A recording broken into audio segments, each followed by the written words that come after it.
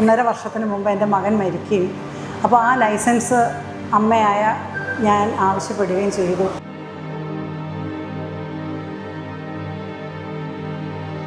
വളരെ വേദനിപ്പിക്കുന്ന മറ്റൊരു സംഭവം കൂടി ആ ഭവനത്തിനുണ്ടായി. പ്രിയപ്പെട്ട ജോമോൻ, ആ ലൈസൻസ് ഉണ്ടായിരുന്ന പ്രിയപ്പെട്ട ജോമോൻ അകാലത്തിൽ ദൈവസന്നിധിയിലേക്ക് എടുക്കപ്പെട്ടു.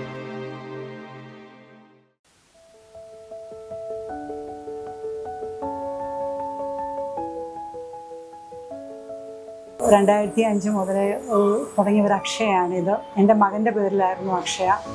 എന്നാൽ അത് 1.5 വർഷത്തിന് മുമ്പ് എൻ്റെ മകൻ മരിക്കുകയും അപ്പോൾ ആ ലൈസൻസ് അമ്മയായ ഞാൻ ആവശ്യപ്പെടുകയും ചെയ്തു. അപ്പോൾ അതിൽ നിന്നെല്ലാം ഈ 1 വർഷം 1.5 വർഷം വരെയും അത് ആ ആപ്ലിക്കേഷൻ ഇങ്ങനെ നീണ്ടു പോവുമായിരുന്നു. അത് എങ്ങും എത്താത്ത രീതിയിലായിരുന്നു.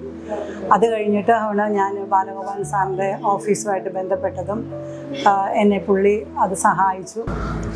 പുത്തൂരിലെ ശ്രീമതി സാറാമ്മ ജോൺസന് അക്ഷയ സെൻറ്റർ നടത്തുന്നതിനുള്ള ലൈസൻസ് പ്രത്യേക എക്സംഷനോടുകൂടി മുഖ്യമന്ത്രി നൽകിയത് ആ പ്രദേശത്ത് ഉള്ളവർക്കും ആ പ്രസ്ഥാനത്തെ അറിയുന്നവർക്കും വളരെ സന്തോഷകരമായ ഒരു വാർത്തയായി മാറിയിട്ടുണ്ട്.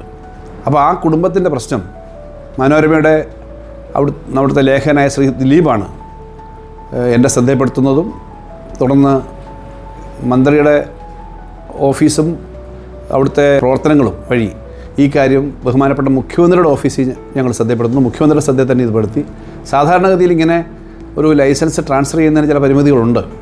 പക്ഷേ ഈ കേസിനകത്തെ ഒരു പ്രത്യേകത മനസ്സിലാക്കി ബഹുമാനപ്പെട്ട മുഖ്യമന്ത്രി തന്നെ പ്രത്യേക ഓർഡർ ഇട്ടിട്ട് ഇതിന് അനുമതി നൽകുകയുണ്ടായി. കുടുംബത്തിൻ്റെ വേദന മനസ്സിലാക്കി പ്രിയപ്പെട്ട മന്ത്രി അതിലിടപെടുകയും അതിന് വേണ്ടുന്ന ലൈസൻസ് ക്രമീകരണം ഒരു പ്രത്യേക സ്പെഷ്യൽ ഓർഡർ വാങ്ങിച്ചുകൊണ്ട് ഒരു ലൈസൻസ് ക്രമീകരണം ഇന്ന് ഈ പ്രിയപ്പെട്ട സാറാമ്മ ജോൺസന്റെ പേരിൽ നടത്തുകയും ഇന്ന് അതിൻ്റെ പുനഃസ്ഥാപന കർമ്മമായിരുന്നു. പ്രത്യേകിച്ച് ബഹുമാനപ്പെട്ട മന്ത്രിയുടെ സാന്നിധ്യം ഉണ്ടായിരുന്നു.